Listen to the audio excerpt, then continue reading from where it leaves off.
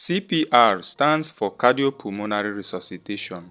It is a life-saving technique used in emergencies when someone's heart stops beating or isn't beating strong enough to circulate blood. CPR helps pump blood manually, keeping oxygen flow to vital organs like the brain until medical help arrives. CPR is carried out when someone is unresponsive and not breathing normally. Example is an individual that had cardiac arrest.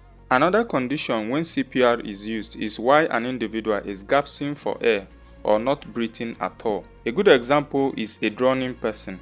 Any trained individual in CPR can significantly increase the chances of survival for someone with aforementioned cases. Even when the individual is not formally trained, he or she can still help by performing hand-only CPR, which involves just chest compression.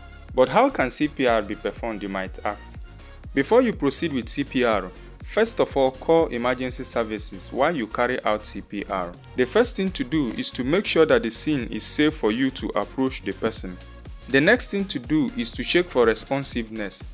How do you do this? You gently tap the person on the shoulder and shout, "Are you okay?" If they don't respond, slightly tilt the head back and lift the chin to open the airway. The next thing to do is to check for breathing. Look for chest rise and fall for no more than 10 seconds. Listen and feel for breaths near their mouth. Begin CPR if they are not breathing. Place the heel of your hand on the center of the person's chest between the nipples. Put your other hand on top and interlock your fingers. Push down hard and fast 2 inches, that is about the width of 2 fingers, at the rate of 100 to 120 compression per minute. Let the chest rise completely between each compressions. Do 30 chest compressions.